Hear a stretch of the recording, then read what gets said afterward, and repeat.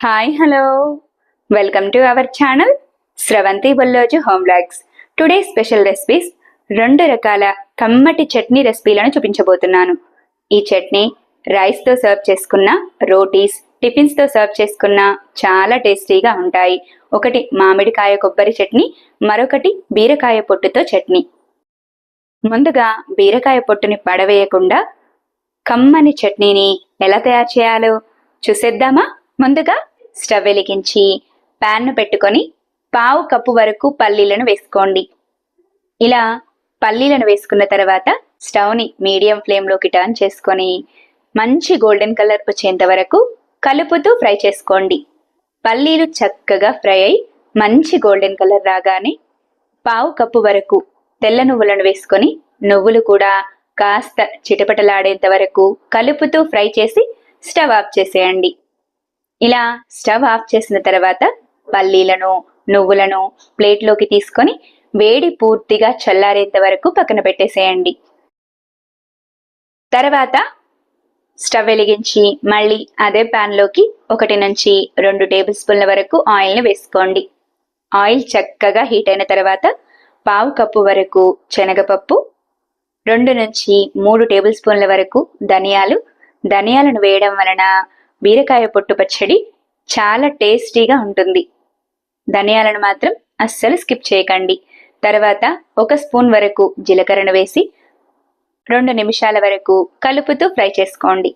ఇలా పప్పులన్నీ చక్కగా ఫ్రై అయిన తర్వాత కారానికి సరిపడా పచ్చిమిర్చి, ముందుగానే శుభ్రంగా కడిగి తీసుకున్న బీరకాయ పొట్టు మొత్తాన్ని ప్యాన్లోకి వేసుకోండి. తర్వాత 1/2 టీ స్పూన్ వరకు పసుపు, మీ రుచికి తగినట్టుగా సాల్ట్ను వేసుకోండి. సాల్ట్ను వేసుకున్న తర్వాత పచ్చడి పులుపు కోసం 2 నుంచి 3 రెమ్మల వరకు చింతపండుని శుభ్రంగా కడిగి పోపులోకి వేసుకోండి. ఇలా పసుపు, చింతపండు వేసుకున్న తర్వాత పోపంతా చక్కగా కలిసేలా ఒకసారి బాగా కలిపి స్టవ్ని మీడియం ఫ్లేమ్లో ఉంచి మధ్య మధ్యలో కలుపుతూ బీరకాయ పొట్టు మొత్తం చక్కగా ఫ్రై అయి పచ్చివాసన పోయేంత వరకు కలుపుతూ ఫ్రై చేసుకోండి. ఇలా చక్కగా ఫ్రై చేస్తేనే పచ్చడి టేస్ట్ చాలా బాగుంటుంది. చూసారా? ఇలా వీడియోలో చూపించిన విధంగా బీరకాయ పొట్టు మొత్తం చక్కగా ఫ్రై అయిన తర్వాత స్టవ్ ఆఫ్ చేసి ఈ మిశ్రమం అంతా వేడి పూర్తిగా చల్లారేంత వరకు పక్కన పెట్టండి. ఇలా బీరకాయ పొట్టు మిశ్రమం మొత్తం పూర్తిగా చల్లారిన తర్వాత పచ్చడిని గ్రైండ్ చేయడం కోసం మిక్సీ జార్ను తీసుకోండి. అందులోనికి ముందుగానే ఫ్రై చేసి పెట్టిన పల్లీలను, నువ్వులను వేసుకొని మిక్సీ జార్పై మూతను పెట్టి మెత్తని పొడిలా గ్రైండ్ చేసుకొని తీసుకోండి. మీరు మీ ఇష్టాన్ని బట్టి పల్లీలపై ఉన్న పొట్టును తీసేసి కూడా గ్రైండ్ చేసుకోవచ్చు. గ్రైండ్ చేసుకున్న పల్లీల పొడి ఇలా వస్తే సరిపోతుంది. పల్లీల పొడి ఇలా చక్కగా గ్రైండ్ చేసుకున్న తర్వాత ముందుగానే ఫ్రై చేసి పెట్టుకున్న మిశ్రమాన్నంతా మిక్సీ జార్లోకి వేసేయండి. ఇలా ఫ్రై చేసి తీసుకున్న బీరకాయ పొట్టు మిశ్రమాన్ని మొత్తం మిక్సీ జార్లోకి వేసుకున్న తర్వాత 4 నుంచి 6 వెల్లుల్లిని వేసుకోండి. వెల్లుల్లి వేసుకున్న తర్వాత పచ్చడి చక్కగా గ్రైండ్ అవ్వడం కోసం 1/2 కప్పు వరకు వాటర్ని వేసుకోండి. మనం బీరకాయ పొట్టుతో పచ్చడిని ప్రిపేర్ చేస్తున్నాము కాబట్టి ఇలా కొద్దిగా వాటర్ని వేసుకుంటే పచ్చడిలో నారలు లేకుండా చక్కగా గ్రైండ్ అవుతుంది. ఇలా కొద్దిగా వాటర్ని వేసుకున్న తర్వాత మిక్సీ జార్పై మూతను పెట్టి మిక్సీని 1-2 డైరెక్షన్లు ఇస్తూ మెత్తని చట్నీలా గ్రైండ్ చేసుకోండి. గ్రైండ్ చేసుకున్న బీరకాయ చట్నీ ఇలా వస్తే సరిపోతుంది. చూసారా ఎంత చక్కగా గ్రైండ్ అయిపోయిందో? ఇలా చక్కగా గ్రైండ్ అయిన చట్నీని మరొక బౌల్లోకి తీసుకొని ఇలా రెడీ అయిన చట్నీకి పోపుని ప్రిపేర్ చేసుకుందాం. బీరకాయ పొట్టుతో కేవలం చట్నీనే కాకుండా టేస్టీగా, క్రిస్పీగా, హెల్దీగా దోశల తయారీని ముందుగానే మన ఛానల్లో ఫుల్ వీడియో అప్లోడ్ చేశాను. మీరు కనుక ఆ వీడియో చూడాలనుకుంటే డిస్క్రిప్షన్లో లింక్ పెట్టేస్తాను. డిస్క్రిప్షన్లో ఉన్న లింక్ పై క్లిక్ చేసి ఫుల్ వీడియో చూసేయండి. ఇలా పచ్చడి మొత్తాన్ని బౌల్లోకి తీసుకున్న తర్వాత తాలింపు కోసం స్టవ్ వెలిగించి చిన్న కళాయిని పెట్టుకొని 2 టేబుల్ స్పూన్ల వరకు ఆయిల్ని వేసుకోండి. ఆయిల్ చక్కగా హీట్ అయిన తర్వాత పోపు దినుసులు అంటే జీలకర్ర, ఆవాలు, శనగపప్పు, మినపప్పు. పోపు దినుసులు వేసుకున్న తర్వాత 4 కచ్చా పచ్చాగా దంచిన వెల్లుల్లి, 2 నుంచి 3 తుంచిన ఎండుమిర్చిని వేసి ఎండుమిర్చి, వెల్లుల్లి మంచి గోల్డెన్ కలర్ వచ్చేంత వరకు కలుపుతూ ఫ్రై చేసుకోండి. ఎండుమిర్చి, వెల్లుల్లి చక్కగా ఫ్రై అయిన తర్వాత 3 నుంచి 4 రెమ్మల కరివేపాకును వేసేయండి. కరివేపాకు కాస్త చిటపటలాడిన తర్వాత పావు టీ స్పూన్ వరకు లేదా చిటికెడంత ఇంగువను పోపులోకి వేసుకొని స్టవ్ ఆఫ్ చేసేయండి. స్టవ్ ఆఫ్ చేసిన తర్వాత ఇలా రెడీ అయిన పోపును ముందుగా ప్రిపేర్ చేసిన పచ్చళ్ళలోకి వేసేయండి. అంతే, సింపుల్గా టేస్టీగా బీరకాయ పొట్టు పచ్చడి రెడీ. ఇలా రెడీ అయిన చట్నీని వేడి వేడి రైస్లోకి కానీ దోశల్లోకి కానీ వేసుకుని తింటే చాలా టేస్టీగా ఉంటుంది. బీరకాయ పొట్టుతో కమ్మని చట్నీని ఎలా ప్రిపేర్ చేయాలో చూశారు కదూ.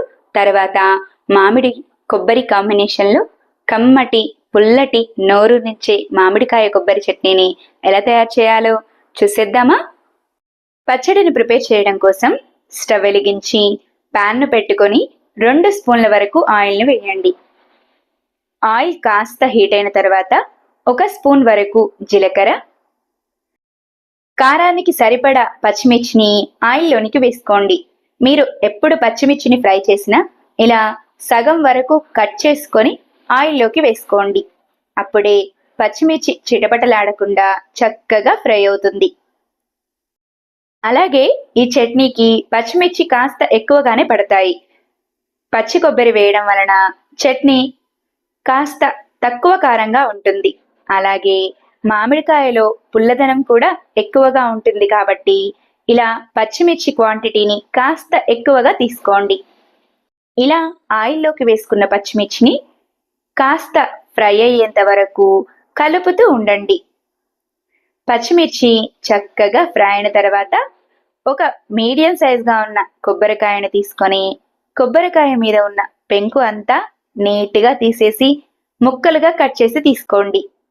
అలాగే మీడియం సైజుగా ఉన్న మామిడికాయపై ఉన్న పొట్టంతా నీట్గా తీసేసి ఇలా చిన్న ముక్కలుగా కట్ చేసి తీసుకోండి. ఇలా తీసుకున్న మామిడి ముక్కలను పావు కప్పు వరకు యాడ్ చేసుకోండి. తర్వాత కొబ్బరి ముక్కలను కూడా వేసి కొబ్బరి ముక్కలు, మామిడి ముక్కలు కాస్త ఫ్రై అయ్యేంత వరకు కలుపుతూ ఫ్రై చేయండి. మామిడికాయ, పచ్చి కొబ్బరి కాస్త పచ్చి వాసన పోయేంత వరకు ఫ్రై అవుతే సరిపోతుంది.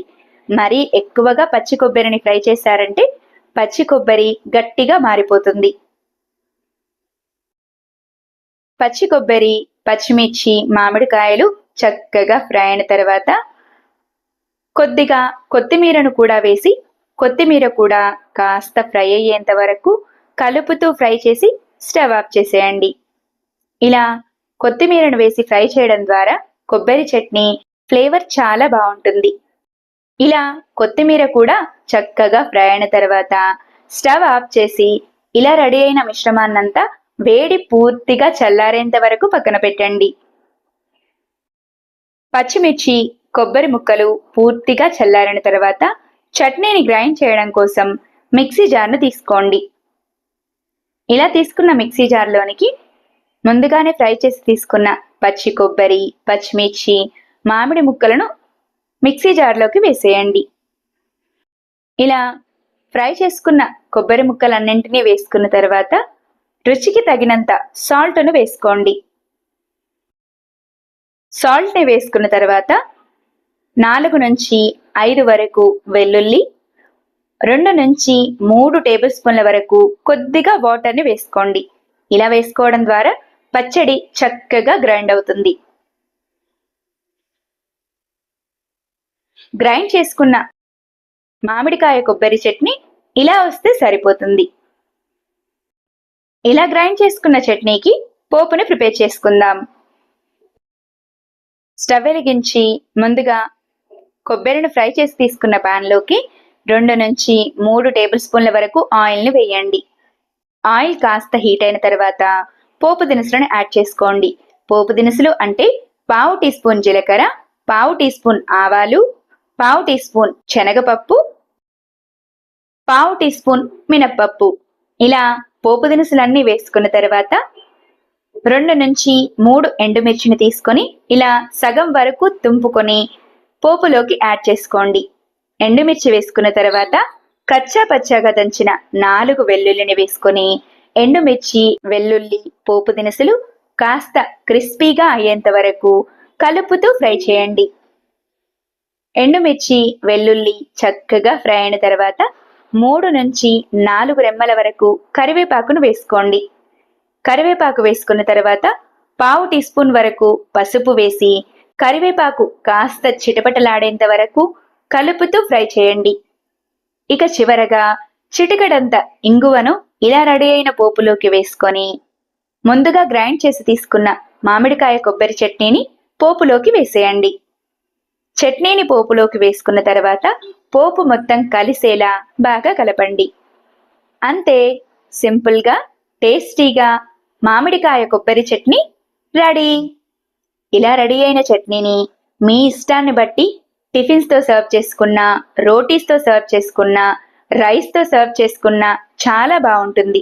నేనైతే రైస్తోనే చట్నీని సర్వ్ చేసుకున్నాను.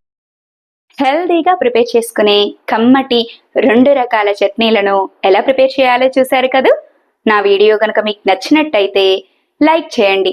ఇలాంటి మరెన్నో ఇంట్రెస్టింగ్, టేస్టీ, హెల్దీ రెసిపీస్ కోసం నా ఛానల్ని సబ్స్క్రైబ్ చేయండి. ఈ 2 రకాల పచ్చళ్లను మీరు కూడా తప్పకుండా ట్రై చేసి మీకు ఏ చట్నీ నచ్చిందో కామెంట్ చేయండి. Thanks for watching. Wait for new recipe daily 6 AM.